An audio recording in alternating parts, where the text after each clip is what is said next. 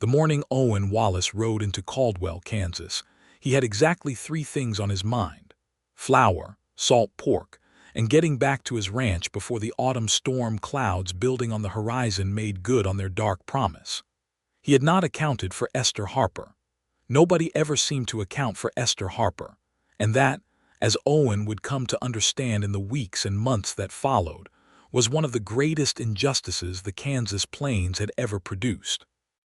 The year was 1878, and Caldwell sat at the edge of civilization like a man teetering on the lip of a canyon, half respectable and half wild, the kind of town where a man could buy a Bible and a bottle of whiskey at establishments that stood no more than 20 paces apart. The cattle trails had brought money and noise and trouble in roughly equal measure, and the people who lived there had learned to absorb all three with a particular kind of weary grace. The streets were rutted deep from wagon wheels and cattle drives, and the wooden storefronts wore their paint like old men wore their scars, faded and proud and permanent. Owen rode in on a bay gelding named Chester, a horse of considerable common sense and mild temperament, which complemented Owen's own personality so well that people who knew him said the man and the animal had likely been cut from the same cloth. He was 28 years old, broad-shouldered in the way that years of honest labor produce rather than vanity, with dark hair that curled at the collar of his worn canvas jacket, and eyes the color of a river in late summer, somewhere between green and brown depending on the light. He had a ranch 12 miles southwest of town, 340 acres of good grass land that he had worked alone since his partner and best friend, Daniel Cates, had been thrown from a horse and killed 2 winters ago. He did not speak of Daniel often. The grief was the kind that sat quietly inside a man rather than announcing itself. He tied Chester to the post outside Harmon's general store and patted the horse's neck with a familiarity that bordered on affection. The wind was picking up from the north, carrying the smell of rain and something else, something sharp and unsettled, and Owen pulled his jacket tighter and stepped up onto the boardwalk. He heard the argument before he pushed through the door. It was not an unusual thing to hear raised voices in Caldwell. The town had its share of disagreements, its share of men who believed that volume was a substitute for reason. But there was something different about this particular argument, something that made Owen pause with his hand on the door frame and listen for just a moment before he entered. The voice that was doing most of the arguing was female, and it was not backing down. The price was agreed upon in writing, Mr. Harmon, and I have the letter right here in my hand, and I will stand here and read it aloud to every person who comes through that door if you do not honor what you put your name to. Owen stepped inside. The general store smelled the way all good general stores smelled, of leather and dried herbs and sawdust, and the particular sweetness of sugar kept in open barrels. Behind the counter stood Gerald Harmon, a man shaped rather like a barrel himself, red in the face and clearly wishing he were somewhere else. Across from him stood the source of the female voice, and Owen Wallace, who had not accounted for Esther Harper, saw her for the first time. She was 23 years old, though he would not learn that for another hour. She had dark auburn hair pinned up in a practical knot at the back of her head, with loose strands escaping at her temples in the wind that came through the half-open door behind Owen. Her dress was clean and well-made but not new, a deep burgundy wool that had seen better days but had been cared for with obvious attention. She was not particularly tall, but she stood with the posture of a woman who had decided a long time ago that the world was going to have to look at her straight. Her eyes were brown, the kind of brown that had warmth behind it, like firelight through amber glass, and those eyes were currently fixed on Gerald Harmon with an expression that suggested she had run out of patience approximately 3 sentences ago. In her right hand, she held a folded letter. In her left, she held a carpetbag that had clearly traveled a very long distance and bore the marks of that journey on every seam. Owen removed his hat. He was not entirely sure why he removed his hat. It was a reflex. the kind his mother had installed in him before he was old enough to understand the reason for it, and it simply happened. Gerald Harmon looked at Owen with the desperate gratitude of a drowning man who has spotted a branch. "Wallace, glad you're here. Maybe you can talk some sense into this woman. She's come all the way from Ohio claiming I owe her passage money back, and I never agreed to any such thing. Her situation is not my fault. Her situation is entirely the fault of a man named—" "I did not ask Mr. Wallace to arbitrate anything," Esther said crisply, without looking at Owen. "I asked you to honor your written word, which is a thing a man of business ought to consider a sacred obligation." "The man is dead," Harmon said, and he said it with the blunt finality of someone who had said it several times already and was tired of saying it. "Franklin Dawes is dead, Miss Harper, passed 2 weeks ago from a fever, and his agreement with you died with him. I was only the intermediary. I arranged the correspondence. I did not take on the man's debts when he—" "You arranged the correspondence for a fee," Esther said, and her voice was perfectly steady, which Owen found remarkable. "You profited from the arrangement. The arrangement has now failed through no fault of mine. I have traveled 900 miles and I have nowhere to go and no money to return, and you will stand there and tell me that your responsibility in this matter amounts to nothing." The store had gone quiet. There were 2 other men browsing near the back wall, and a woman examining bolts of fabric, and all of them had forgotten what they were doing and were watching. Owen looked at the woman with the letter and the carpet bag and the steady voice, and he understood very quickly what had happened to her. She had come to Caldwell as a mail-order bride. The man she was to marry, a Franklin Dawes, had died before her arrival. She was stranded alone in a town where she knew no one, with no money and no return passage, and Gerald Harmon, who had arranged the match and taken a fee for his services, was attempting to wash his hands of the entire matter. It was not technically Owen's business. He picked up a sack of flour and carried it to the counter. "Harmon," he said, setting the flour down with a solid thunk. "How much does it cost to put a woman on a stage back to Ohio?" Harmon blinked. "What? Now, Wallace, I don't see how that's— I'm not asking you to justify yourself. I'm asking what it costs. $7 to Wichita, and then she'd need to arrange the rail from there, which is another." "Add it to my account," Owen said. He pulled his list from his shirt pocket and set it on the counter. "Everything on this list, plus whatever it costs to get this woman safely to the nearest rail station." The store went very quiet. Esther Harper turned and looked at him for the first time. It was the kind of look that a person gives when they are not sure whether to be grateful or offended, because there is something in a stranger's charity that can feel uncomfortably close to pity, and Esther Harper, he would learn, had a complicated relationship with pity. "I do not know you," she said. "Owen Wallace," he said. "I have a ranch outside of town. You don't know me, and you're right to be cautious, but you're in a difficult spot through no fault of your own, and it seems wrong to let that stand when I've got the means to help." She studied him for a moment that felt longer than it likely was.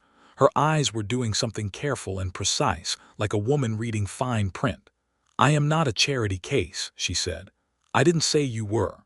You are offering money to a woman you have never met." "I am offering money to a person in a difficult circumstance," he said.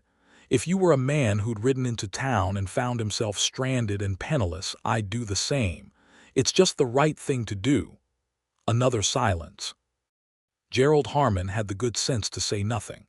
"Esther Harper," she said finally, and she extended her hand in the way that a woman extends her hand when she has decided that a man is probably worth addressing as a person rather than a problem.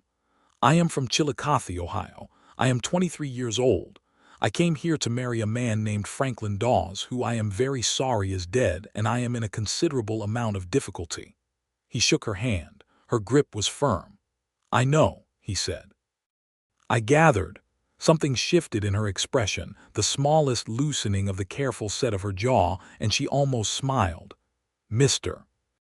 Wallace," she said, "I will accept your offer of passage money, and I will repay you by correspondence when I have returned home and secured employment. I will need your address to send a letter when the funds are available." "That's not necessary." I believe it is. He looked at her for a moment and recognized that this was not a woman who would be argued into accepting charity without conditions. Her dignity was not a fragile thing, it was structural, built into her the way the weight-bearing beams are built into a house. "All right," he said, "I'll write it down for you." Harmon had quietly begun filling Owen's order, clearly relieved that the storm had passed, and also clearly calculating whether he could get away with charging more for the flour than usual. He could not, because Owen was watching, but he tried. While the supplies were being gathered and packed, Owen Wallace sat on a barrel near the door and found himself engaged in a conversation with Esther Harper that began as a practical exchange of information and slowly, incrementally, became something else entirely. She had been a school teacher in Chillicothe. She had 6 younger siblings and her parents were elderly, which was why she had answered a correspondence advertisement in the first place, not for romance, not for adventure, but because a married woman on a Kansas ranch could send money home, and the money was needed. She spoke about this plainly, without embarrassment, in the way that people who have dealt honestly with hard circumstances learn to speak. Owen listened. He was a man who had discovered early in life that listening was considerably more useful than speaking, and that most people revealed their best and truest selves when given the space to do so.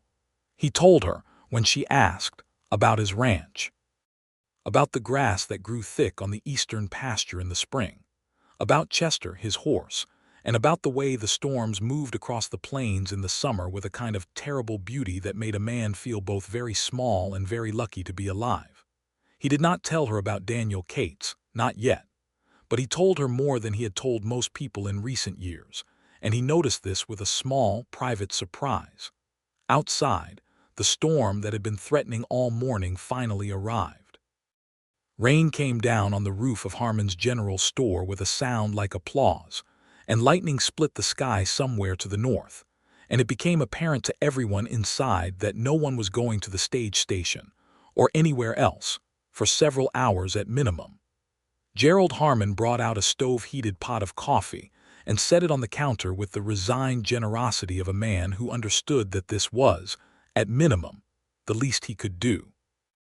Owen poured 2 cups and handed one to Esther Harper, and she accepted it with a quiet thank you that somehow had more warmth in it than the coffee did.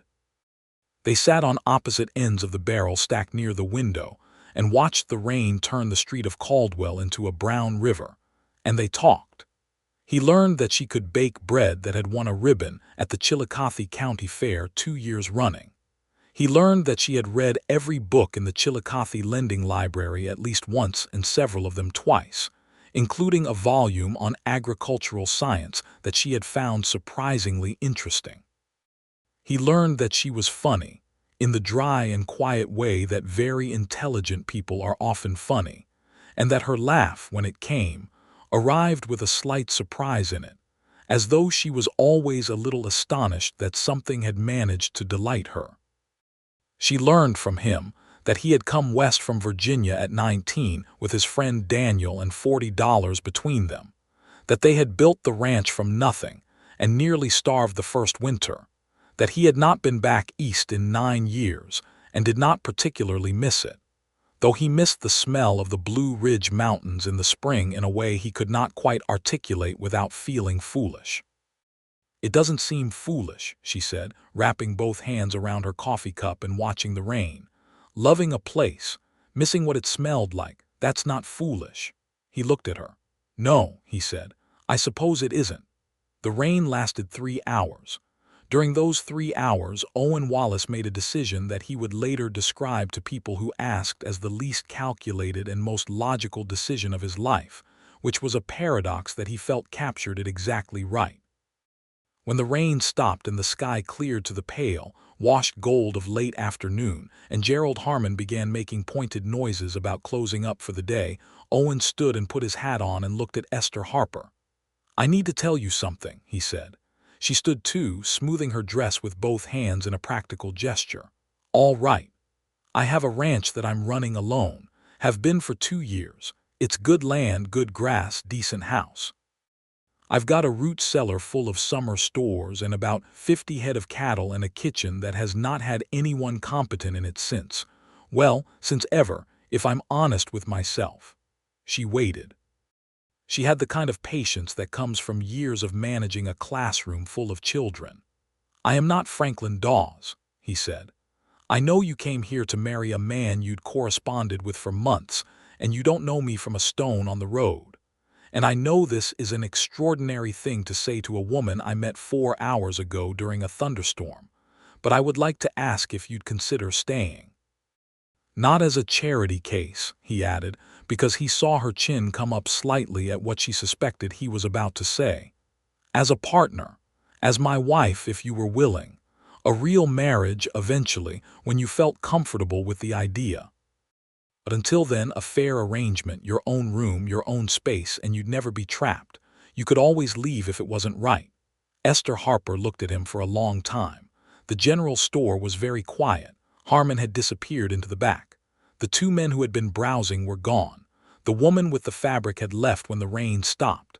It was just the two of them in the fading afternoon light, surrounded by the smell of sawdust and coffee and the aftermath of rain. "You are serious," she said. "As the stones in the road. We met 4 hours ago, 3.5 by the rain." She did not smile at that, but it was a near thing. "Mr. Wallace, I came here to be a practical bride for a practical man in a practical arrangement. That is, at its core, what I agreed to. It was not about romance. It was about building something sustainable." She tilted her head. "You are offering essentially the same arrangement. I am. And you are not Franklin Dawes. I am absolutely not Franklin Dawes. You are Owen Wallace, who bought a stranger's passage money without being asked, and listened to her talk for 3 hours, and did not once try to speak over her or dismiss what she was saying." He waited. Esther Harper looked at the window, at the washed golden street of Caldwell, at her carpetbag sitting near the door, at the improbable crossroads of her particular situation. "I need to know one thing," she said. "Ask it. Are you an honest man?" He thought about it. He could have said yes immediately, which would have been the easy answer and possibly the untrustworthy one. Instead, he thought about it for a moment and then said, "I try to be. I have not always succeeded, but I have never deliberately deceived anyone, and I will not deliberately deceive you. You have my word on that." She nodded slowly. "All right," she said. "All right. I will stay," she said. "I will give it a fair chance. I'm a practical woman, Mr. Wallace, and you are offering a practical solution to my situation. But I want it understood between us that I am not a simple domestic arrangement. I have opinions, and they are good ones. I have standards, and they are not negotiable. And I have enough courage to leave if this proves to be something other than what you've represented." "Understood entirely," he said. "Then we have an agreement." She extended her hand again. He shook it again. And this time, the shake held for 1 beat longer than strictly necessary, and both of them noticed, and neither of them mentioned it. Gerald Harmon performed the introduction to the town's justice of the peace, a man named Elias Webb, who wore his good coat over his overalls, and seemed genuinely pleased to have something to do on a rain-washed Thursday afternoon. The ceremony was brief and entirely legal, conducted in Webb's small office that smelled of pipe tobacco and old paper, with Harmon and Webb's wife serving as witnesses. When Elias Webb said the words that made them married, Esther Harper became Esther Wallace, and she said the words clearly and without hesitation, and Owen said them the same way. And when it was done, they walked out into the cooling evening air of Caldwell, Kansas, in the autumn of 1878, as husband and wife. Owen's supplies were loaded onto Chester, and into a borrowed cart he hitched behind, and they rode out of Caldwell as the sun went low and orange over the western edge of the world, and Esther Harper sat beside Owen Wallace on the cart seat and watched the prairie open up around them, vast and golden and entirely unknown. "It's very big," she said. "It is," he agreed. "In Ohio, the fields have trees at the edges of them, windbreaks. We have some on the east side of the property," she nodded, taking this in. "And the house, is it a real house? 2 rooms and a loft, stone foundation. It doesn't leak except for one spot in the far corner of the kitchen when the rain comes from the northwest, and I've been meaning to fix that. You should fix it before winter." "I was going to," he said, and he was not entirely sure if he had been or not, but he was now. They rode in silence for a while, and the silence was not uncomfortable, which Owen found remarkable. In his experience, silences between people who did not know each other well were tense things, full of the effort of not speaking. This one was different. It breathed. "Do you have neighbors?" she asked after a mile or so. "The Hargrove family is about 4 miles north. Thomas and Margaret Hargrove. They have 3 boys, good people." He paused. "The nearest town after Caldwell is a settlement called Red Creek, 8 miles east. There's a doctor there, which matters, and a church if you care about that." "I do care about that. Sunday services, when I can manage, yes." "We'll manage," he said. She turned and looked at him then, not for any particular reason that she could have named, and found him already looking at the road ahead with that quality of steadiness that she had first noticed in Harmon's store. He was not a man who performed himself. He simply was himself, and she found, sitting beside him as the prairie turned dark blue and the first stars appeared, that this quality was more reassuring than she had expected.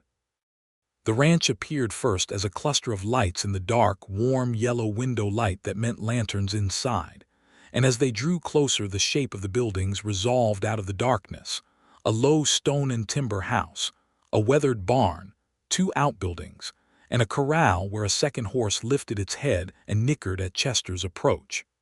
Owen helped her down from the cart with a steadying hand at her elbow, and she accepted this without comment. He unhitched Chester and led him to the barn while she stood in the yard and looked up at a sky crowded with more stars than she had ever seen in Ohio, where the trees and the lights of town had always competed with the dark. When he came back from the barn, he found her standing with her head tilted back and her carpetbag at her feet, looking up. "I didn't know there were that many," she said. "That's one of the things I didn't have to miss," he said quietly. "The sky here." She lowered her head and met his eyes and then looked at the house. "Show me, then."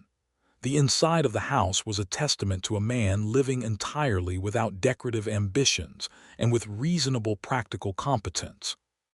It was clean, more or less, in the way that a single man's house is clean when that man has a sense of order but no one to be tidy for. There was a fireplace that took up most of the north wall of the main room, a rough-hewn table with 2 chairs, a cook-stove that was considerably more advanced than she had expected, and shelves along the walls holding the organized evidence of a man who worked hard and read occasionally, a few books, a spare bridle, a tin of coffee, a Bible. The loft was accessible by a steep wooden ladder and held Owen's bed, a good rope-frame mattress with quilts piled on it. The second room off the main area was smaller, a storage room with a narrow cot folded against the wall. Owen unfolded the cot and brought a quilt from the loft without being asked. "You'll have this room," he said. "I'll sleep in the loft. It's private. You can put the bar on the door if you like. There's a bar." She set her carpetbag on the cot. "Thank you. Are you hungry?" She turned and looked at him. "Starving, actually. I haven't eaten since this morning." His expression shifted with something that was almost alarm. "Lord, I didn't think. I have cold biscuits and some dried beef, and I can get a fire going in the cook-stove in about 10 minutes. "Give me the fire and the stores in 10 minutes, she said, rolling up her sleeves. He blinked. "I did mention I can cook," she said. "You mentioned the ribbon. I was not exaggerating about the ribbon."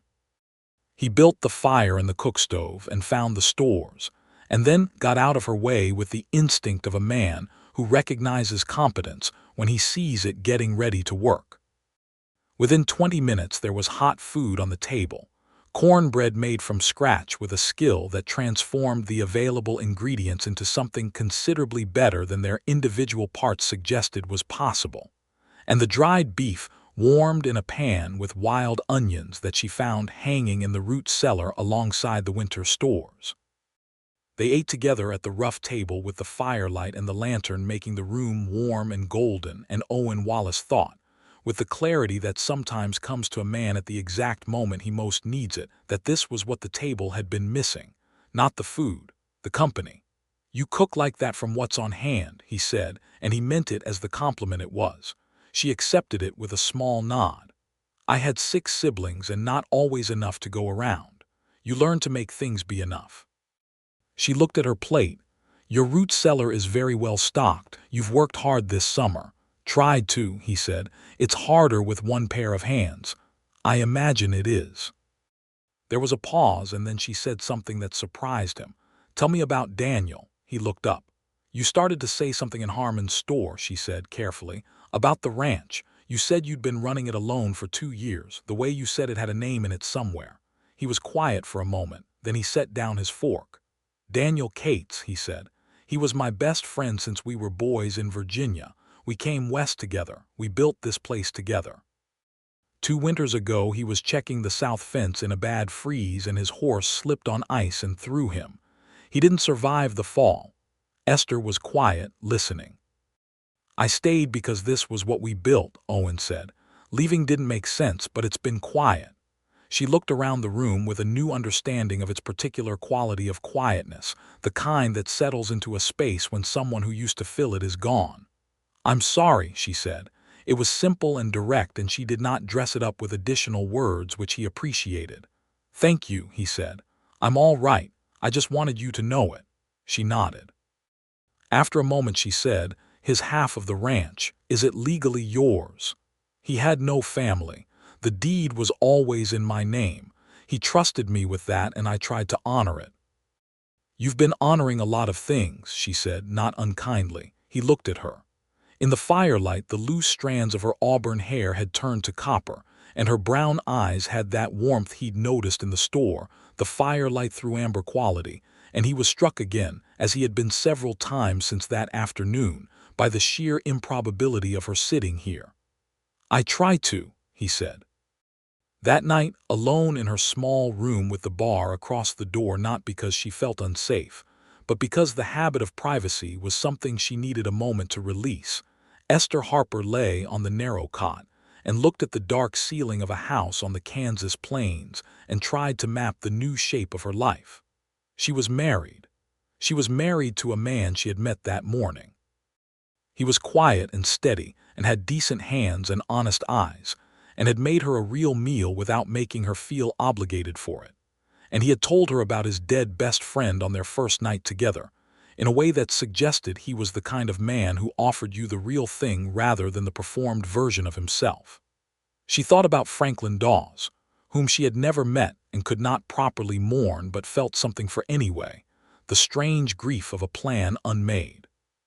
She thought about her mother and father in Chillicothe, about her youngest sister Clara, who was 12 and learning to read. She would write to them in the morning.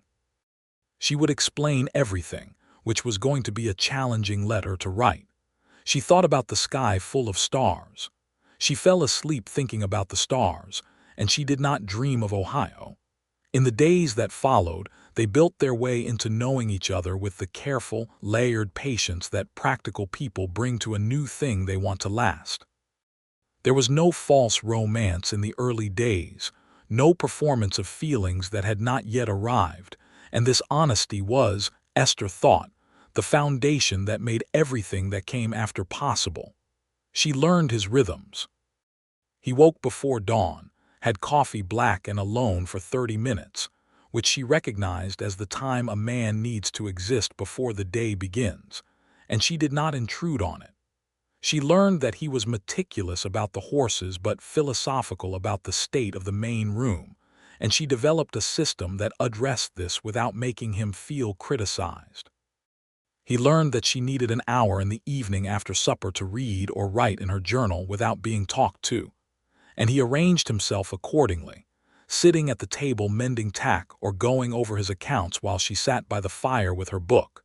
And the shared silence of 2 people doing their own things in the same room was, she discovered, its own particular intimacy. He fixed the leaking corner of the kitchen roof before the next rain, which happened to come 4 days after she arrived. She noticed and said thank you, and he said it was past time anyway, and they both knew there was more in the exchange than the words. Margaret Hargrove came calling on the 5th day, driving her own small wagon with a covered dish on the seat beside her, which was the frontier equivalent of a formal introduction. She was a stout, cheerful woman in her mid-40s with sun-weathered skin and sharp eyes that missed nothing, and when she took in the sight of Esther Wallace opening the door, she stopped on the front step and said, "Well, Owen's done something surprising." "He has," Esther agreed. "Please come in, Mrs. Hargrove. I have coffee on." Margaret Hargrove came in and stayed 3 hours and left with the empty dish and a very thorough understanding of the situation, which she received without judgment, and with a great deal of the practical warmth that frontier women tend to develop for each other, a warmth built from shared knowledge of what it costs to live in a beautiful, difficult place. "He's a good man," she told Esther before she left, standing in the yard with the wind in her skirt. "Quieter than most, but that's not a flaw. Tom's the other kind, talks more than the river, and it's not always an improvement." She patted Esther's hand. "You'll do fine here. I can see it in you." Esther watched her drive away and felt, for the first time since she had left Ohio, that she might be right. At the end of the first week, Owen rode into Red Creek for a matter of ranch business and came back with a package wrapped in brown paper that he set on the table without comment and then went out to the barn. Esther opened it. It was a book. A good one, with a clean spine and solid binding. A collection of essays on natural history and the landscape of the American West. The kind of book she would have chosen herself from a lending library if anyone within 60 miles had possessed such a thing. There was no note with it, because Owen was not a man who wrote notes when he had already communicated everything with a gesture. She held the book for a moment and looked at the door he had gone out through, and she thought, with a quiet precision that she had not expected, that she might be in trouble. The real kind. The good kind. She did not say anything to him about it that evening. She simply set the book on the shelf beside his Bible and his spare bridle, and when he came in for supper and saw it there, he went very still for a moment and then sat down at the table and said, "Will you tell me about something you read today?" She did. She told him about a passage in the agricultural science volume she had brought from Chillicothe, about the grass varieties of the prairie and which ones were most nutritious for cattle, and he listened with the particular attention of a man who is both interested in the information and aware that the voice delivering it has become important to him. This was how it began to change, in the telling of things, in the listening. 2 weeks after she arrived, there was a problem. It came in the form of a man named Clem Rourke, who rode onto the property on a gray horse with a brand Owen did not recognize, and a manner that made Chester uneasy in the corral. Owen was in the barn when Rourke arrived, and Esther was in the yard pulling the last of the kitchen garden before the hard frost. Rourke pulled up his gray horse and looked down at her with eyes that were not quite friendly and not quite hostile but occupied the uncomfortable space between. "You the woman staying with Wallace," he said. "I am Mrs. Wallace," Esther said clearly and did not stop what she was doing.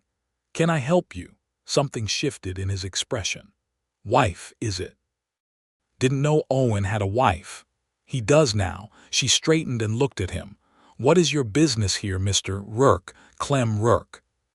I've got land that runs up against the southwest corner of this property, and I've got a disagreement with Wallace about where the corner stake is." "Then you'll want to discuss it with Mr. Wallace," she said. "He's in the barn. I'll let him know you're here." She walked to the barn with perfect steadiness, which was an act of will she was quietly proud of, and found Owen already coming out. He had seen Rourke from the barn window. "Go inside," he said quietly, not in the manner of a man who thought she needed protecting, but in the manner of a man who knew Rourke's history and did not want her in the middle of it. She went inside, but she did not close the door all the way. The conversation between Owen and Rourke was not pleasant. Rourke claimed that a section of Owen's southwest pasture rightfully adjoined his property, and that Owen's cattle were grazing on his land. Owen said this was factually incorrect and offered to show the original survey documents. Rourke suggested the survey documents were wrong. Owen said the survey had been done by the county, which made Rourke's confidence in his own version of events legally interesting. Rourke's voice went dark and suggested, without quite saying it, that surveyors could be made to make errors. Owen's voice stayed level and firm throughout, and when Rourke finally rode off with nothing resolved but also nothing escalated beyond words, Owen came inside and found Esther at the cook stove with her jaw set. "How much of that did you hear?" he asked. "Most of it." He sat down. "He's been trouble for 2 years. I've been trying to deal with it through legal channels, which is slow going." He implied he had influence over the county records. "He implied it. I don't know if it's true." She turned from the stove. "You need witnesses, documentation. If he tries to challenge the survey, you need written statements from every person who has ridden that boundary with you." He looked at her. "I taught school," she said. "Not law, but you learn something about documentation when you are a woman arguing with men about things they'd rather not be made formal." She handed him his coffee. "Tom Hargrove has been your neighbor for 6 years. He knows your boundary lines. You should get his statement written down." Owen held the coffee cup and looked at his wife, who had been his wife for 2 weeks, and understood that something had shifted in the way she was oriented toward this place and toward him. She was not advising him as an outsider offering opinions. She was advising him as a person who had decided this was her land too. He went to the Hargroves the next day and came back with Tom Hargrove's written statement and 2 hours of good conversation and an invitation to Sunday dinner, all of which he reported to Esther over supper. "Good," she said, and then, "Did Margaret send anything?" "Pie," he said. "Dried apple. It's on the cart." She went and got it, and they ate the pie together after supper, and it was good, and everything was good.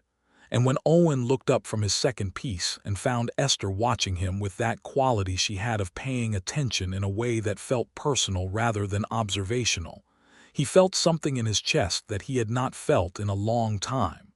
He cleared his throat. "I want to ask you something." "Ask it."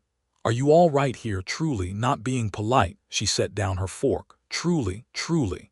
She thought about it for a moment in the way she thought about everything, with genuine engagement rather than performance. "I am better than all right," she said slowly. "I did not expect that. I expected to be managing. I expected to be making the best of things. That's what I came here prepared to do." She looked at him directly. "But I find that this place is becoming real to me. The land, the house, the work," a brief pause, "the company." He held very still. "I am telling you this," she continued, "because you asked for the true answer, and I think you are a man who deserves the true answer, and I think we both decided at the beginning that honesty was going to be the foundation here." "It was," he said. "So," she picked up her fork again, "that is how I am truly." He looked at the table for a moment and then back at her. "I find," he said, choosing his words with the carefulness he gave to things that mattered, "that the house is different now. Not just because of the cooking, though the cooking is remarkable, but it's different in the way a house is different when it's actually a home. And I didn't know it wasn't one until you arrived and made it one." Esther Harper, who was now Esther Wallace and was becoming something more than either name on its own, looked at him across the rough table in the firelight and felt the particular gravity of a moment that is arranging itself into a memory before it has even finished happening. "Owen," she said, "Esther, you are a very good man." He did not know what to do with that, which was so endearing that she did something she had not done yet. She reached across the table and put her hand over his briefly, a warm and deliberate contact that lasted 3 seconds and communicated considerably more. He turned his hand over and held hers for those 3 seconds. Then she stood up and began clearing the plates, and he sat for a moment longer before he got up to help, and neither of them said anything further. But the room had changed in the way that rooms change when something true has been acknowledged. November came in hard and cold, and with it came the full weight of the prairie winter, which was a different creature than the Ohio winters Esther had grown up with. The cold on the plains had no trees to break it, no hills to deflect it. It came from the north like a wall, full of intention. The first real blizzard arrived on a Tuesday night and did not leave for 3 days.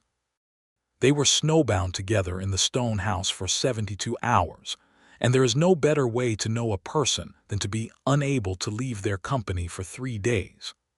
Owen split wood every morning and kept the fire burning through the night, and Esther managed the food stores with the systematic precision of a woman who had always made enough out of not quite enough.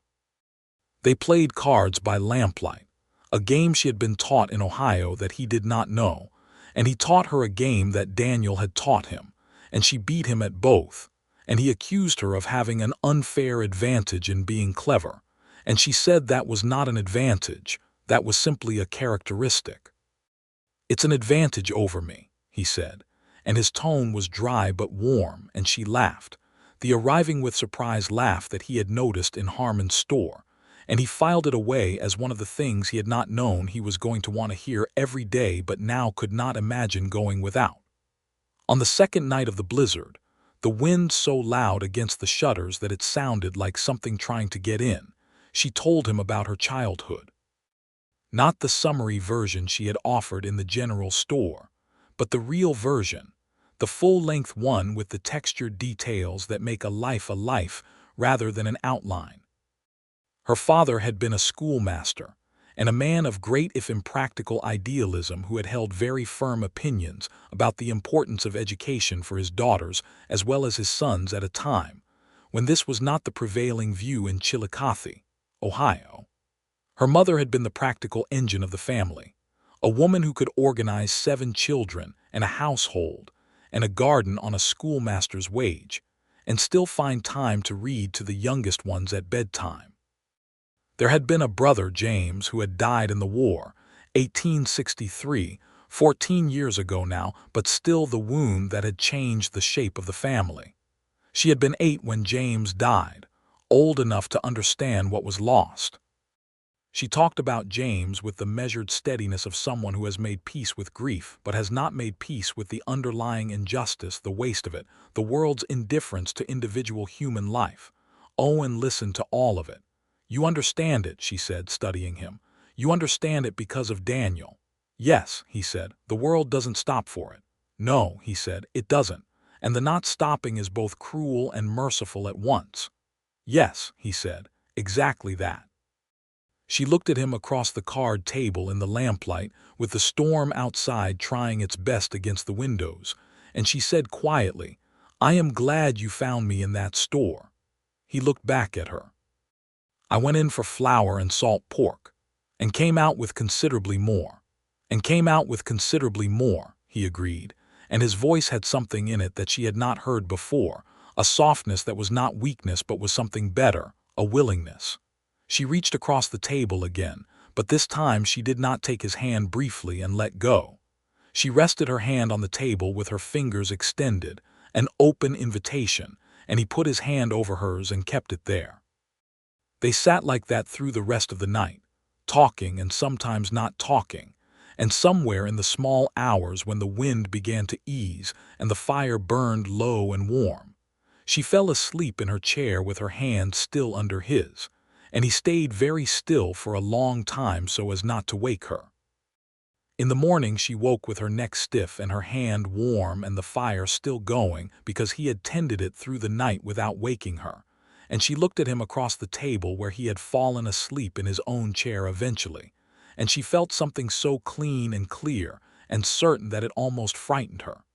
She was in love with him, not the cautious, practical version. Not the version she had arrived prepared to settle for, the reasonable partnership version, the real kind, the kind her mother had told her about once, sitting in the Ohio kitchen on an evening, the kind that arrives not with trumpets but with a quiet certainty like understanding a mathematical proof, she had said. You don't argue with it, you just recognize it.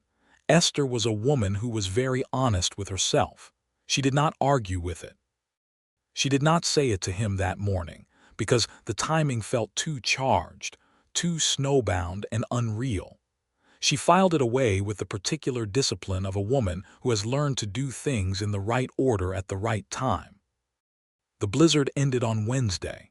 The world outside the window was a blank white geometry, and Owen went out to check the cattle and came back cold and stamping snow from his boots, but satisfied that the herd had sheltered well in the southern draw.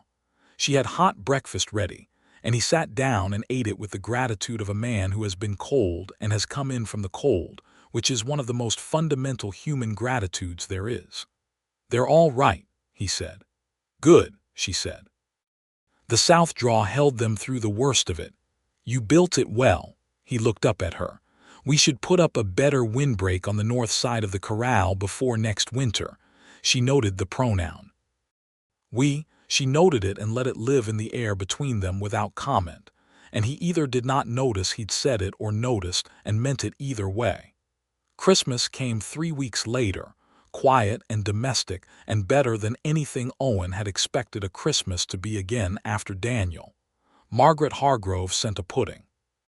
Tom Hargrove came by with his 3 sons, raucous boys aged 7 through 13, who treated the Wallace kitchen as a natural extension of their own, and consumed 3 pies between them, while their father and Owen talked about spring grazing plans.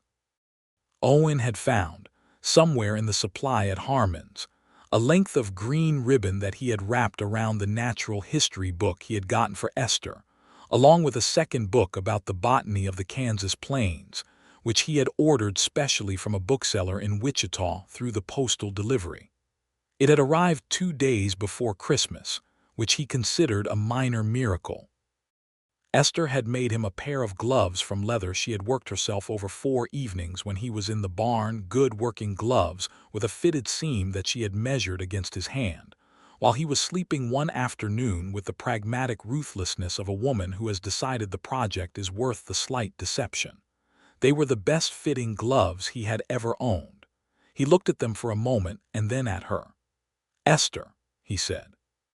"They'll last you 3 winters at least," she said, practical as always, but her cheeks had color in them that was not from the fire. "Esther," he said again, and his voice was different this time. She looked up. He stood up from the table and crossed the room and stood in front of her, and she tilted her face up toward his because he was considerably taller than her and the angle required it, and he held her face in his new gloves gently and kissed her for the first time. It was not a long kiss. It was warm and certain, and it said everything that both of them had been organizing themselves to say for weeks, and when it was done, she had her hands against his chest and could feel his heartbeat, and his was going at the same rate as hers, which she found oddly moving. "I love you," he said. He said it the way he said everything important, directly and without performance. "I have been trying to find the moment to say it for at least 3 weeks, and I kept putting it off because I didn't want to say it wrong, and I realize now that I'm not capable of saying it wrong because I just mean it completely." She laughed, the arriving with surprise laugh, and she put her forehead against his chest for a moment. "I love you too," she said, against the fabric of his shirt. "I have known for certain since the blizzard." He put his arms around her. 3 weeks, she said. "You made me wait 3 weeks. I was working up to it. You are a man who takes his time with important things. I am." "It is one of your better qualities," she said, and she raised her head and kissed him again, this time with intention and without any further analysis required. They had one winter. That is to say, they had a long winter together inside the warm stone house with the fireplace and the cook stove and the books and the card games, and the long evenings of talking about everything and nothing. And it was the kind of winter that becomes the internal standard by which all subsequent winters are measured. In February, a letter arrived from Chillicothe, from her mother, the first response to Esther's detailed explanatory letter about the extraordinary change in her circumstances. Esther read it at the table while Owen worked at his accounts across from her, and she was quiet for a long time. He looked up. "She wants to know if I am safe," Esther said. "That's reasonable. She wants to know if you are good to me." He held still. "What are you going to tell her?" Esther looked at the letter for a moment and then she looked at him. "The truth," she said. "Which is that I am very safe and very well, and that the man I married, the man I did not intend to marry and could not possibly have planned for, is the best thing that has happened to me since I learned to read." Owen put down his pen. She wrote back to her mother that same evening, 6 pages in her neat, even hand, and she included a letter for her sister Clara and a separate note for her father. And when it was done, she felt the particular lightness of a person who has been carrying an unexpressed truth and has finally put it down. She wrote to them monthly after that. Owen, who had not had much occasion for letter writing since arriving in Kansas, found himself sometimes adding a paragraph to Esther's letters when she offered him the pen, short paragraphs of the kind a quiet man writes, factual and warm. And Esther's family in Ohio began to form an idea of him from these paragraphs that was accurate because he was too direct to be anything else. Spring came to the Kansas plains in the particular dramatic fashion of the region, with a 3-day thunderstorm that flooded the South Draw, and then a week of such vivid sunshine that the world seemed lit from below, green so bright it was almost loud. Esther walked the property in the mornings in her good boots and her apron, learning the land in the way you can only learn a thing by walking it, and she identified the wildflowers she could by memory, and wrote down the ones she could not to look up in the botany book Owen had given her. Owen watched her from a distance sometimes with the horses or the cattle, and thought about how she had arrived with a carpetbag and a letter and a tremendous amount of dignity, and had become, in the space of one autumn and one winter, as essential to this place as the limestone foundation it stood on. He told her this one evening in April when the windows were open for the first time since October and the smell of the spring grass came through.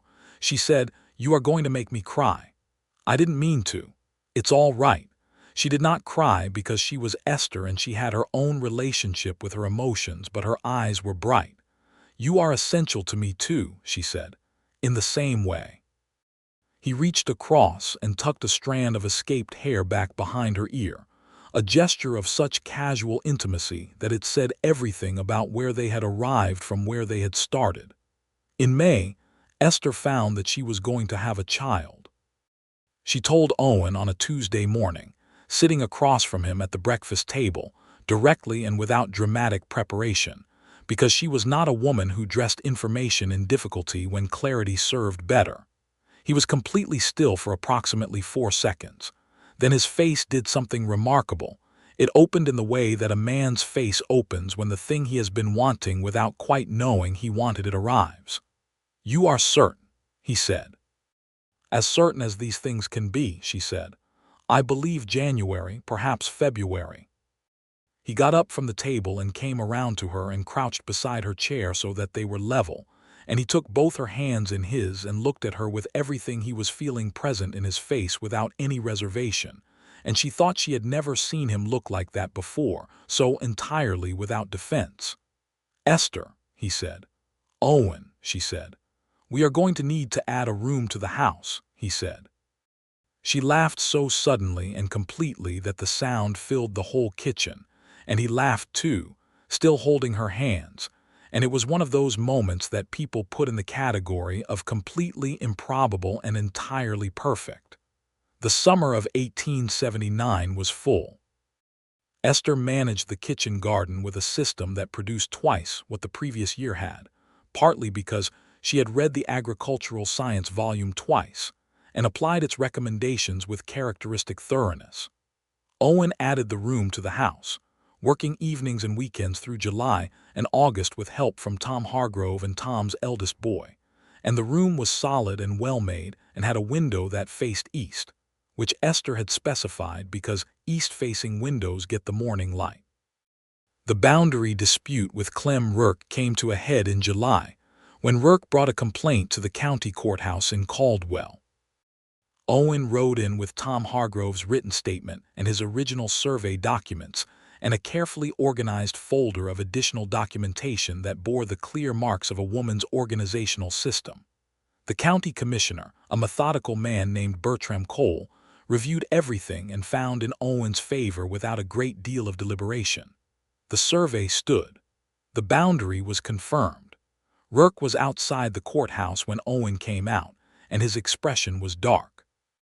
"This isn't finished," Rourke said. Owen looked at him steadily. "Mr. Rourke, I have 340 acres of legally documented property and a documented boundary. The county has confirmed it.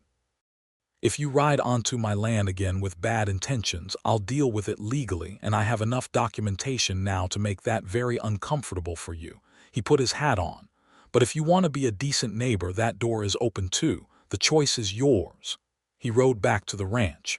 That evening he told Esther what had happened, including what he had said to Rourke at the end. "Do you think he'll take the decent neighbor option?" she asked. "Probably not," Owen said, "but I meant it." Rourke never actively caused trouble again. He did not become a friend, but he became, in time, the kind of neighbor who nods from a distance and keeps his cattle on his own side of the line. It was enough.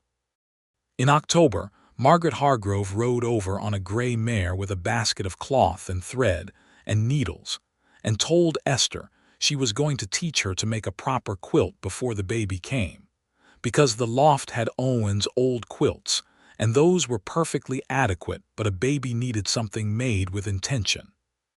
They spent 3 Saturday afternoons at the Hargrove kitchen table with cloth cut in hexagons and thread that caught the light, and Esther, who had not sewn much beyond practical repairs, discovered that she had a natural sense for pattern and color that Margaret told her was a genuine talent, and not something everyone had. The quilt was finished in December, in time, barely. It was blue and cream and the color of the autumn grass, a honey gold that Owen said was the most Kansas quilt he had ever seen, which Esther took as the highest possible compliment. On a Thursday night in January 1880, in the new room with the east-facing window, with the midwife from Red Creek who had ridden out in the cold with her bag and her competent hands, and with Owen pacing the main room in a way that made Chester uneasy even in the barn, Esther Wallace had her first child. It was a boy, 8 pounds and already opinionated about it, which Esther said was exactly what she had expected. Owen came into the room when the midwife called him and stood in the doorway looking at his wife in the lamplight, holding this new and extraordinary person, and he had to put his hand on the door frame to steady himself. "Come here," Esther said, because she could see him needing to be told. He crossed the room and sat on the edge of the bed, and she put the baby in his arms. He looked down at his son. "James," Esther said quietly, "if you agree, for my brother." He looked up at her. He understood everything she was offering in that name, the honoring of the dead, the continuity of what matters past the loss of it. "James Daniel Wallace," he said, "for your brother and for mine." Her eyes filled, finally, in the way they had not quite filled at Christmas when he had said the thing about being essential. "James Daniel Wallace," she agreed. The baby, who was James Daniel and would be called Jamie before the week was out, looked at neither of them with any apparent interest and expressed his opinions about the cold air with the clarity of a person who has strong feelings and intends to communicate them. "He has your opinions about things," Owen told Esther. "He has your lungs," she said. The midwife said both mother and child were perfectly well, accepted her payment and a jar of Esther's preserved plum jam, and rode back to Red Creek in the winter dark with the satisfaction of a person whose work matters and who knows it. Owen stayed with Esther through the rest of the night, sitting in the chair he had brought to the new room, and she slept with the baby on her chest and the blue and cream and autumn grass quilt around them both, and the lamp burned low, and the stars were thick outside the east-facing window, and Owen Wallace sat in the chair and thought, with a gratitude so complete it had no edges, about a Thursday afternoon in an autumn store, a woman with a carpetbag and a letter and a dignity that would not bend, and the rain that had trapped them together for 3.5 hours and rearranged his entire life. He had ridden into Caldwell for flour and salt pork. He had come home with something he had not had a word for yet, and every day since had been adding to his vocabulary. Spring arrived again, the dramatic Kansas kind, and Jamie was 3 months old and observing the world with the focused intensity of a baby who intends to understand everything as quickly as possible, which was exactly what Esther had been like as a child, according to the letter her mother wrote when she heard the news. The letter was full of joy and full of the specific longing of a grandmother who was 900 miles from her first grandchild, and Esther read it twice, and then wrote back with measurements and descriptions that were as good as a photograph. She had another idea by spring, one that she had been considering through the winter months. "I want to teach," she said to Owen on an evening in April, with Jamie sleeping in the cradle Owen had made from the timber left over from the new room. Owen looked up from his accounts. "The children in this district have no school," she said. "The Hargrove boys ride 8 miles each way to a settlement school, and there are 3 other families within 4 miles of us with children of school age. We have the new room. In the summers, when the weather is good, we could use the yard." He looked at her for a long moment. "You want to start a school here?" "I want to teach children who need to be taught," she said. "I was a teacher. I'm a teacher. Being a wife and a mother doesn't change that." She met his eyes squarely. "And I think this territory needs more teachers more than it needs one more woman confined to her kitchen, however much I love the kitchen." He was quiet for a moment, and she knew him well enough now to know that the silence was not resistance but consideration. "The new room," he said. "In the mornings. 3 mornings a week to start. When Jamie is older, I'll manage more." He nodded slowly. "What do you need?" "Slates, some chalk, paper when we can get it. I can write to the county board about a formal designation, which would bring some funding, small but real." "Write to them," he said. "You don't mind?" He set down his pen and looked at her with the directness she had come to understand was his version of full emotional expression. "Esther, I fell in love with you partly because you are a person who does not stop being yourself in any situation, including being married. The day I would mind you teaching children is the day I become a different man, and I do not intend to become a different man." A pause. "Besides, the Hargrove boys ride 8 miles each way, and it shows. 3 mornings a week with you would do them more good than a year of that." She smiled, the warm, full one that had taken several months to make regular appearances, but was now one of the organizing features of his daily happiness. "You are a very good man," she said, for the second time since they had met, and this time the context held everything that had happened between the first time and now. He stood up and crossed to her, and kissed her in the straightforward and affectionate way he had been kissing her since Christmas a year and a half ago, with no performance and no reserve. The school in the new room of the Wallace Ranch began in September of 1880, with 7 students ranging from age 6 to 13, including Tom Hargrove, 3 boys and 4 children from neighboring homestead families. Esther Wallace sat at the front of the room that her husband had built and opened a primer, and looked at 7 young faces looking back at her, and felt the particular rightness of being exactly in the place you are meant to be doing exactly the thing you are meant to do. She wrote to the county board and received a modest certification and a very modest stipend that she put directly into slates and paper and 2 new primers. She wrote to her father in Chillicothe and told him what she had done, and his response, 3 weeks later, was the most effusive letter he had ever written, full of the idealism about women's education that had always been his most endearing quality, and she kept it in the drawer with her other important papers. Owen, who had hired a young man from Red Creek named Pete Aldrich to help with the cattle through the busy seasons, found that the ranch ran better with the additional hands, and that he minded the small expense considerably less than he would have minded seeing Esther confined to the house when she had too much to offer to be contained there.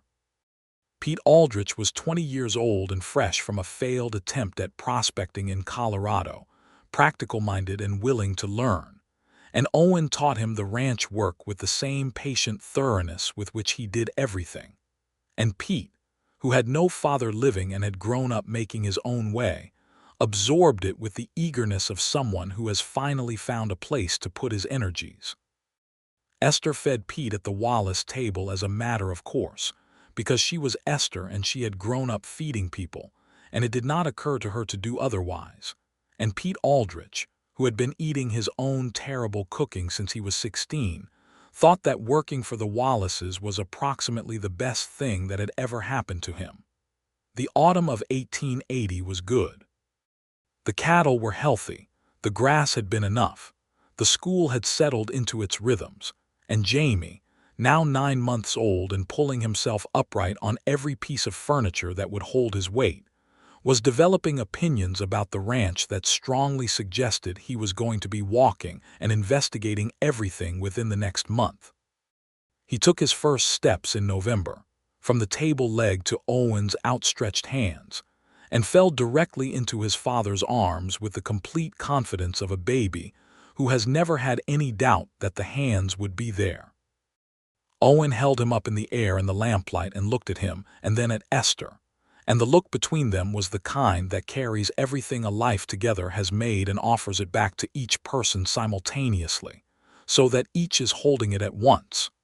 The winter of 1880 into 1881 was easier than the first winter, because they were better prepared, and because the house was warmer with the new room, and because there were 3 of them now. Jamie learned to say Mama and Pa in that winter, with the emphasis of a baby who has discovered that words produce responses, and is very interested in continuing this experiment. On an evening in February when the snow was deep outside and the fire was high inside and Jamie was asleep in his cradle and Owen was reading and Esther was writing in her journal, she stopped writing and looked at her husband across the room. "Owen," she said, "we should have more children." He looked up from his book. She looked back at him steadily. "I think we should. I am 26. The land is good and the house has room now. Jamie should have a brother or a sister." She tilted her head. "Unless you disagree." He put the book down. "I do not disagree," he said, "in the least." "Good," she said, and went back to writing in her journal with the efficient satisfaction of a woman who has resolved a matter she had been considering. He looked at her for a moment longer before he went back to his book, and the smile that was on his face was the kind a man does not necessarily mean to show, but cannot always manage to keep internal. A daughter came in the summer of 1882. They named her Ruth after Owen's mother, who had died when he was 15, and whom he had carried without talking about it, the way a person carries the formative losses, deep and quietly. Ruth was a round-cheeked, serious-eyed baby who seemed from her first weeks to be performing a careful assessment of the world she had arrived in, and Esther said she had Owen's way of taking things in, and Owen said she had Esther's way of being certain about her own conclusions. By the time Ruth was born, the school had expanded to 11 students, and Esther had trained one of the older Hargrove boys, 16-year-old Will, as her assistant, because the county board had indicated that the district would fund a proper schoolhouse if Esther could demonstrate consistent attendance through a full year. She could and she did, and the schoolhouse was built in the spring of 1883, a quarter-mile down the road from the Wallace Ranch on a piece of land donated by Tom Hargrove, a white-painted frame building with 4 windows and a proper stove and a bell above the door. Esther stood in front of it on the day it was finished, and Owen stood beside her with Jamie on his shoulders and Ruth on his hip, and he looked at the schoolhouse and then at his wife and said, "You built that." "We all built it," she said. "You built it," he said again, meaning the truth of it, the correspondence and the organizing and the proving of it season by season. She looked at the school for a long moment. "James would have liked knowing about this," she said, meaning her brother. "He'd have been proud of you," Owen said. She leaned her head against his shoulder briefly, which was a gesture she made sometimes that he had come to understand as the equivalent of everything she was feeling compressed into a physical touch because some things exceed the vocabulary available. He pressed his cheek briefly against the top of her head. Jamie said from Owen's shoulders, "Can we go inside now?" "Yes," Esther said and laughed, and they went inside. The years settled into themselves, the way good years do, layered and incremental and full of the ordinary things that are not ordinary at all when you look at them from enough distance. The cattle herd grew. The ranch expanded by 80 acres when Owen bought the eastern parcel from a family moving on to Oregon. Pete Aldrich became the foreman in everything but formal title, And then Owen gave him the formal title too, because he had earned it and it was right. The matter of Clem Rourke resolved itself definitively in the spring of 1884, when Rourke sold his property to a family named Peterson and moved on to New Mexico Territory. The Petersons were good neighbors with 2 children who promptly enrolled in Esther's school, and the southwest boundary of the Wallace Ranch was never disputed again. Esther's parents came from Ohio in the autumn of 1884, a trip of extraordinary ambition for 2 elderly people. But her father had said in a letter that he intended to see the place his daughter had built before he was too old to make the journey, and her mother had said that she intended to meet her grandchildren before the grandchildren were old enough to not need meeting, and so they came. Her father, a small, white-haired man of considerable intellect and mild physical presence, stood in the yard of the Wallace Ranch on a September evening and looked west at the plains going gold in the sun and said nothing for a long moment. Then he turned to Owen, whom he had just met 3 hours ago, and said, "You are the man who went into a store for supplies and came out with my daughter." "I am," Owen said. "Was it immediately apparent to you that she was extraordinary?" Owen considered this with the seriousness it deserved. "Within the first 10 minutes," he said. Esther's father nodded with the satisfaction of a man whose high opinion of his daughter has been empirically confirmed. "Good," he said. "Then you are paying attention." Her mother held Ruth in the kitchen and wept quietly and then said she was not weeping. She was simply affected by the dust, which no one believed, and Esther hugged her and said she understood, and her mother held her for a long moment with the particular fierceness of a woman who has let her daughter go very far away and needs to know that the distance was worth it. "Are you happy?" her mother asked, holding her by both arms and looking at her face with the comprehensive attention of a mother reading what the face says beneath the words. "I am," Esther said, "genuinely and completely." Her mother looked at her for one more moment, and then nodded and released her and said, "That bread smells ready." Her parents stayed for 3 weeks and went home on the rail with the photographs Esther had taken at the Caldwell photographer's studio, a formal portrait of the 4 Wallaces, Owen and Esther seated with Jamie standing between them and Ruth in Esther's arms, all of them in their best clothes, and wearing the expressions of people who are trying to hold still and mostly succeeding. Jamie was 4 years old in the photograph, and had Owen's dark hair and Esther's direct brown eyes. Ruth was 2 and was looking not at the camera but at something off to the left with Owen's quality of careful attention. They were, Owen thought when he saw the photograph developed and framed, exactly the people he had not known he was going to have. He and Esther stood looking at the framed photograph on the mantelpiece the evening her parents left, and she said, "We should have another one taken in 5 years." "We should," he agreed. "Jamie will be 9. He'll be mortified by the whole thing." "Ruth will take it very seriously.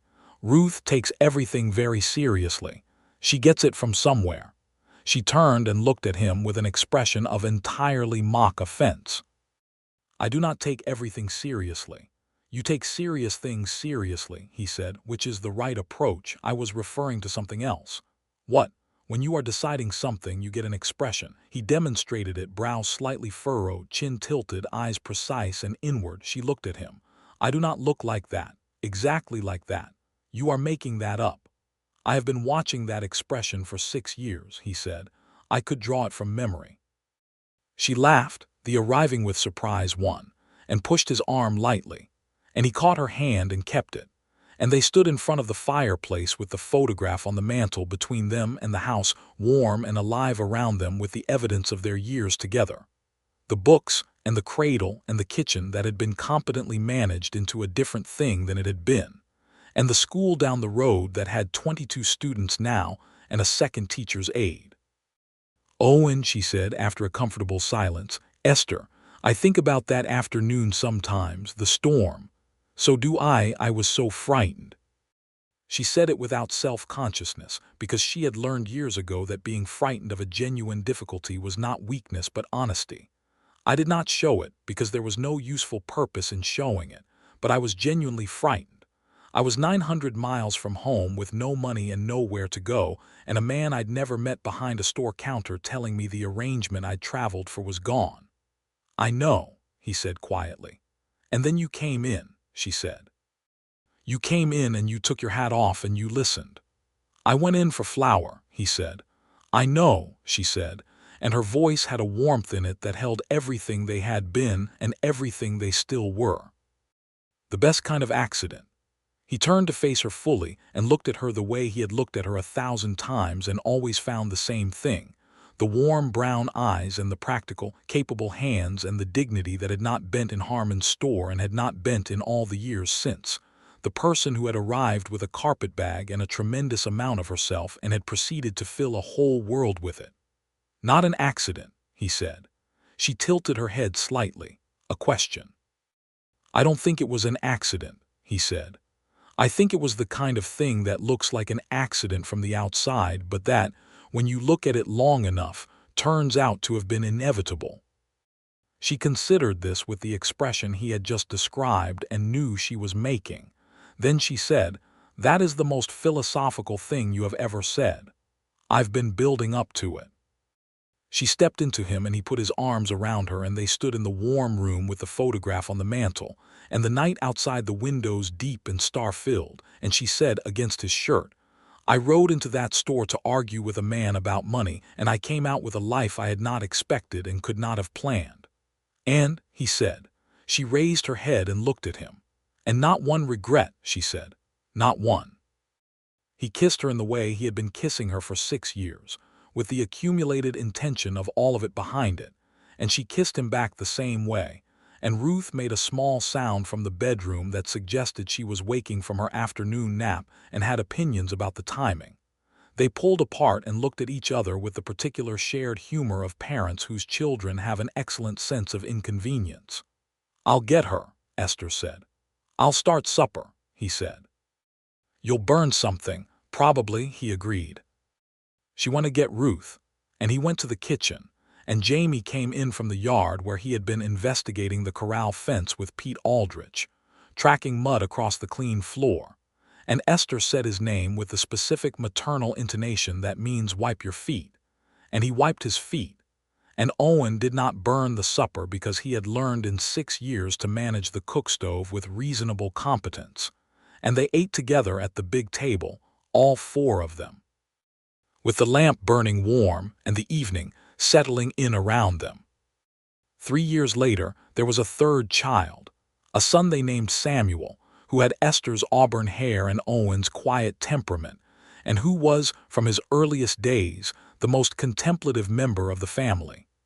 Jamie, by then 7, was a child of considerable movement and opinion who treated the ranch as his personal domain of exploration.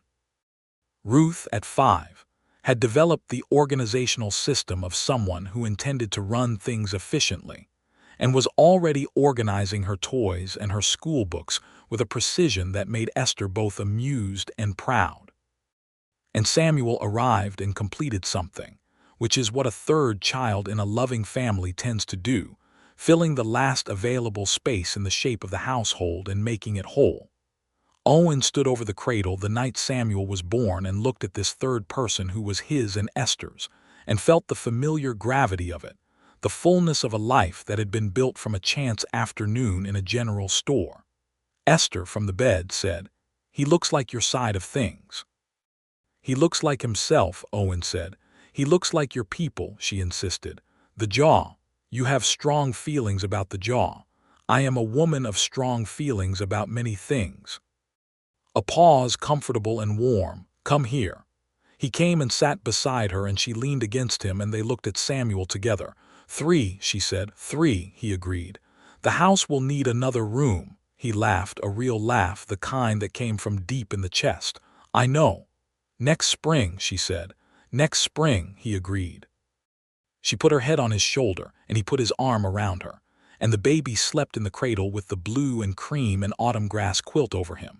The quilt Margaret Hargrove had helped his mother make 7 years ago, and that had covered every Wallace child on its first nights, and everything was exactly right in the way that things are only right when you have worked for them honestly and received them without taking them for granted. The school grew. The ranch grew. The children grew.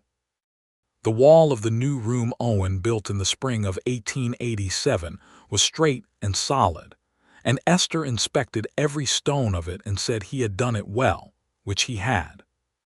Margaret Hargrove came to dinner the Sunday after it was finished, and said the house was beginning to look like it had always intended to be large, which Esther said was the nicest thing anyone had said about a house she had ever heard.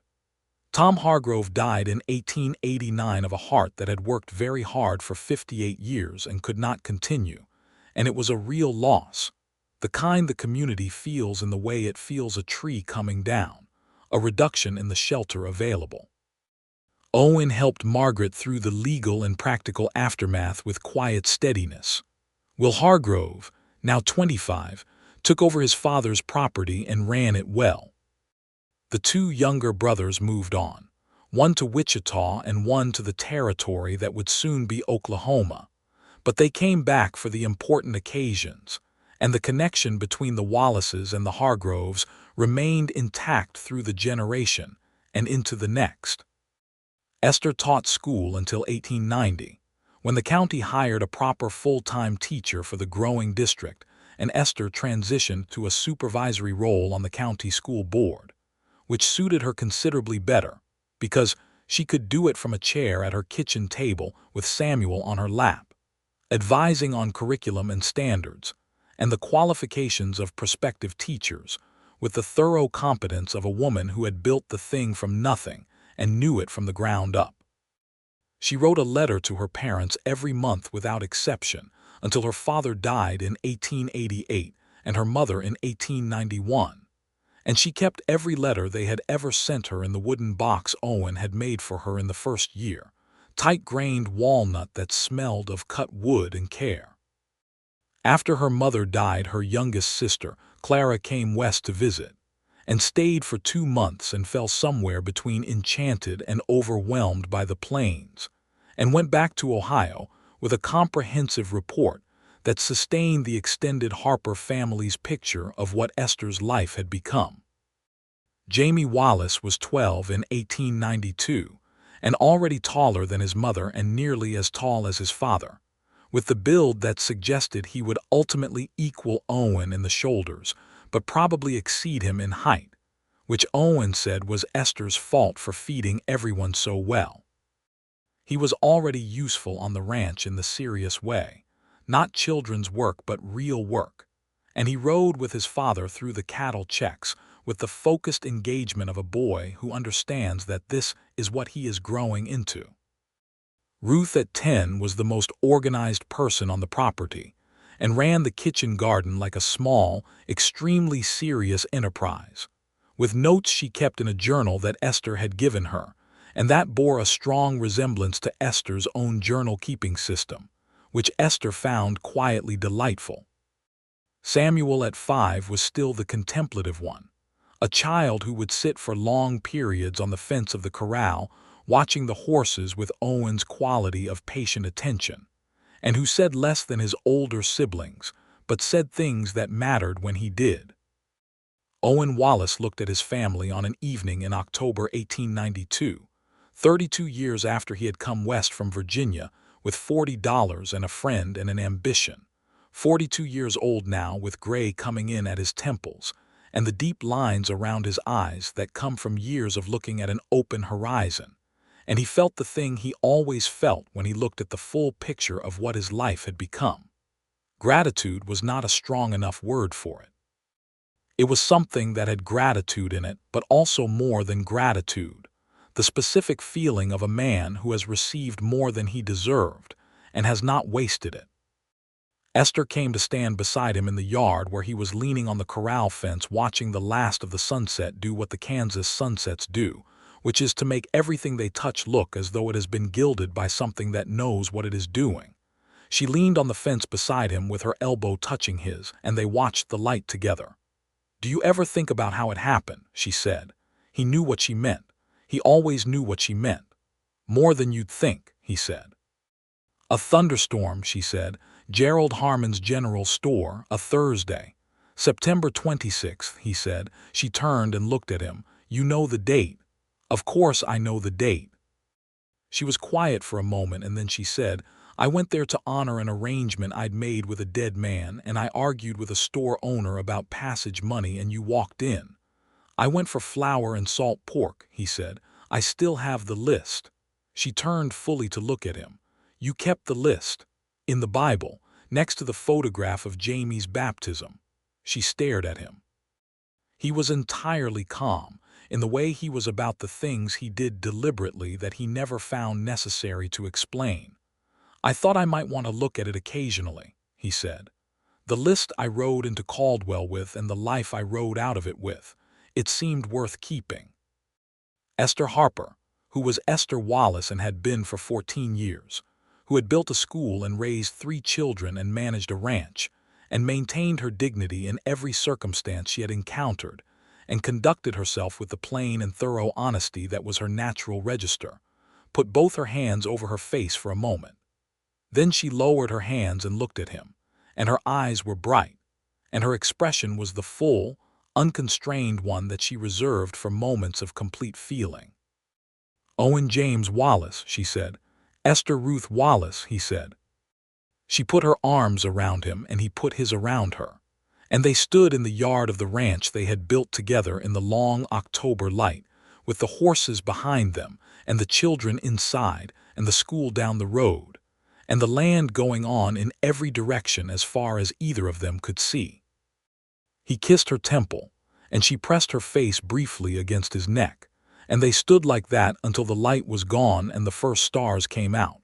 And they were the same stars that she had seen on her first night here, the same impossible abundance that had made her stop in the yard with her carpetbag at her feet and her head tilted back in astonishment, and they had not diminished. Come inside, she said finally. In a minute, he said. She understood.